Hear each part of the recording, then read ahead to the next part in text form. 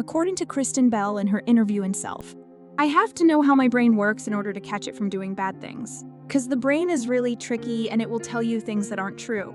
Welcome to our channel. Well, in this video, we are going to learn about what is depression. Share tips on how you can cope with depression and ways to manage it before it damages you, and answer the question, how can I differentiate sadness from depression? Depression is a health problem that affects 1 in 10 Americans.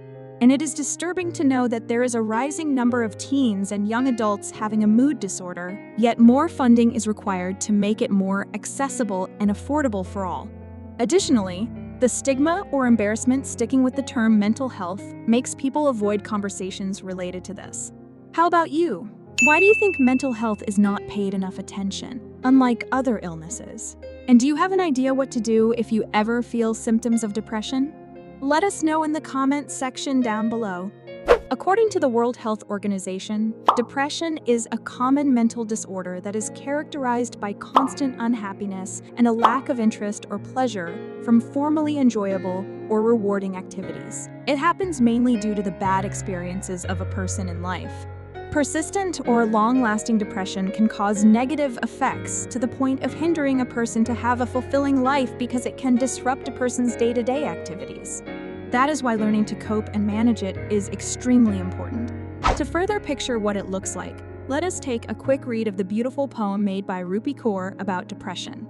She wrote, "Yesterday when I woke up, the sun fell to the ground and rolled away. Flowers beheaded themselves. All that's left alive here is me, and I barely feel like living. Depression is a shadow living inside me. Some insensitive people say depression does not exist because it is not visible to the eyes, and others just advise you to think positive thoughts. If that is the only easy thing, you wouldn't have clicked this video, right? But it is not. So here are the techniques you can do to cope with and manage the darkness inside you. Number 1, boost your mood. In a battle, you are not prepared without a weapon. In this case, your weapon is something that temporarily makes you happy for the day, or something not overwhelming for you but makes you feel good. This tip is not supposed to make you okay instantly, but there is a mood improvement in doing things even if you don't feel like it, such as getting you distracted for a moment so you don't wallow in sadness. Here are the following things that you can do. Listen to your favorite music or podcasts on YouTube or Spotify. Play with a pet. Connect with friends or bond with your family. Take a relaxing hot bath. Watch comedy movies or series. Number 2, eat a healthy, balanced diet to combat sadness. Since complex things in our body contribute to depression, then food that helps our body function affects the way we feel. You can start by limiting your intake of alcohol, caffeine, trans fat, and high chemical, preservative, or hormone-containing foods, and restricting your consumption of refined carbohydrates and sugar, because even if it makes you feel good, it will still rapidly cause a mood and energy downfall. A better thing to do to improve the quality of your diet is to get a lot of B vitamins by taking a B-complex vitamin supplement. Eating citrus fruit, healthy proteins, and leafy vegetables to prevent B12 and folic acid deficiency that can be a risk factor for depression. Meanwhile, to help you stabilize your mood, you can incorporate foods that have a rich amount of omega-3 fatty acids, such as sardines, salmon, and tuna. Additionally, avoid skipping meals as this can make you weak or moody. Number 3, exercise is your happy pill. This is a huge mountain to climb, especially when you don't even want to do anything with life. But trust me, just do it and you'll feel a whole lot better. Moving is associated with getting fatigued, but the effects of exercise work the other way as it gives you more energy. So, aim to work out for at least 30 minutes every day, so sweat falls out of you instead of tears. The best exercise is rhythmic exercise, such as walking, dancing,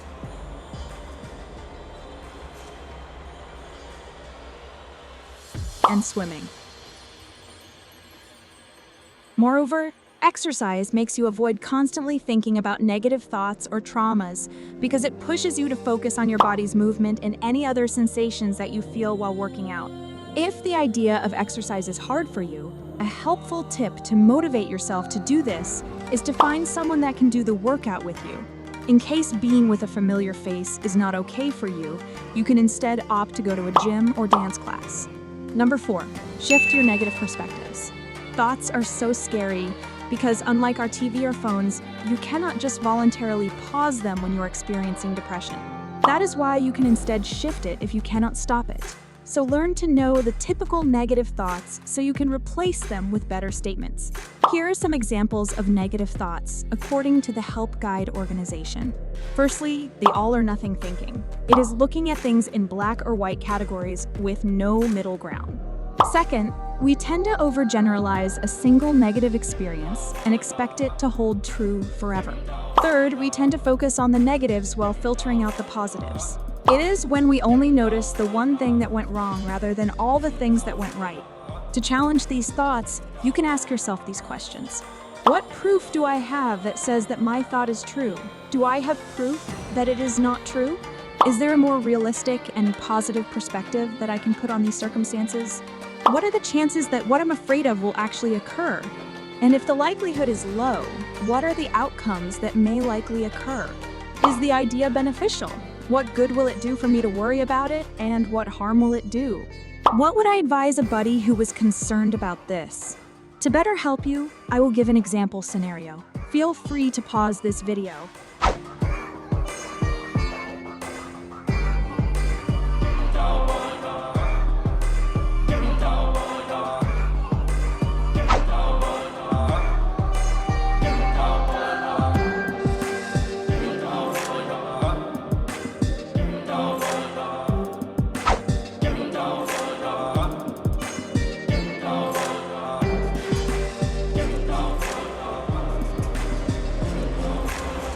Number 5, find support and seek professional help.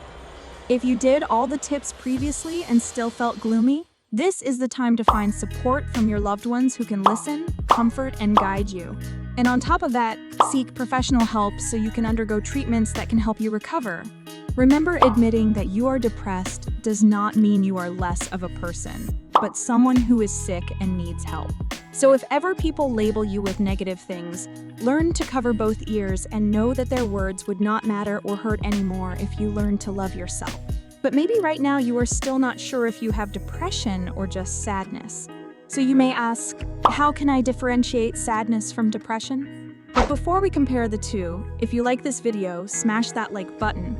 And if you're still not following us, click the subscribe button and hit the notification bell to answer more questions like this.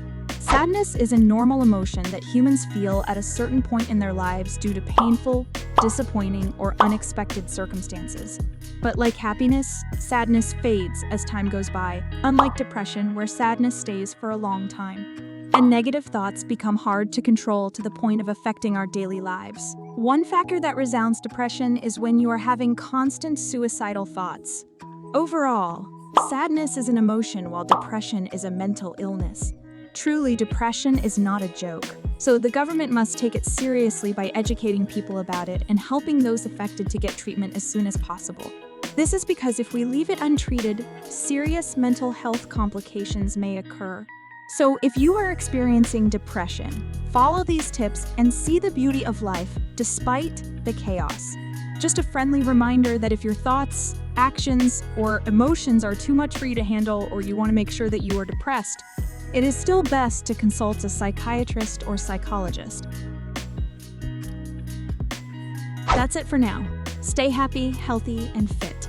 Again, please don't forget to hit like, subscribe, and the notification bell to keep up with the latest trends and interesting information about health on the Progressive Health channel.